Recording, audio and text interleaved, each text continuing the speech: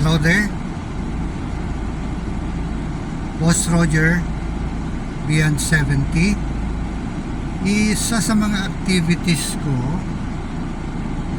when I retired was nagtutok ako sa mga seminars. This time mostly religious seminars. Nandito ngayon ako sa Badok, Ilocos Norte, sa parish of St. John the Baptist. Nag-talk ako. Kanina pa ako, alas 12 nandito. Kanina pa tapos yung talk, pero may mga ginawa pa akong activities, may mga pinagawa pa ako bago umuwi. No, yun yung apostolate ko, maging speaker sa mga religious seminars sa Catholic Church. Okay, so I've been doing this since 1996 up to now. Maski nasa destino ako nung araw, minsan umuwi ako rito sa Ilocos para mag-talk lang sa mga ganitong seminars.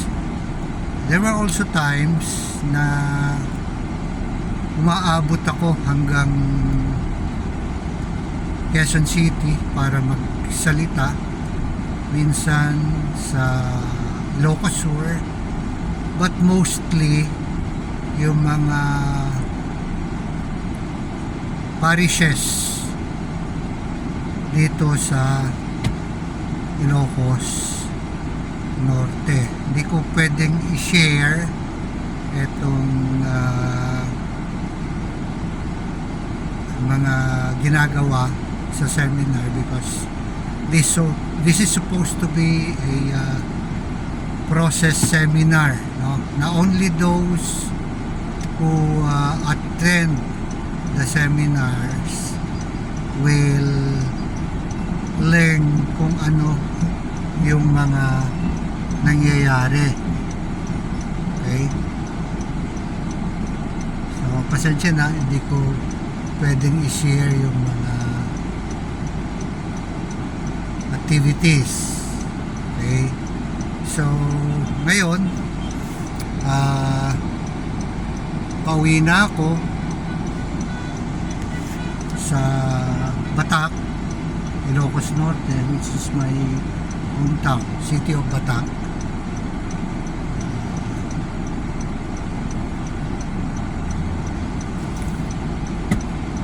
Tapos pakita ko rin mamaya sa inyo yung daan. This is about 20 kilometers away, no? Badok and Batak is about 20 to 22 kilometers away or apart.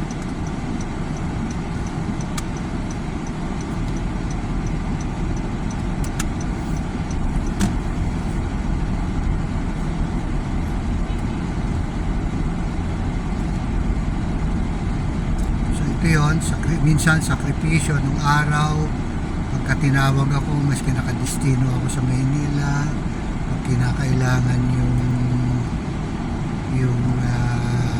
serbisyo ko rito sa simbahan, I would go home,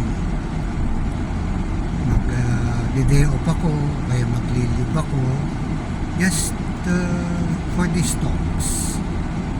Siguro I would say na many of the blessings being showered upon me is because of the sacrifices that I sometimes give or do for the name of the Lord.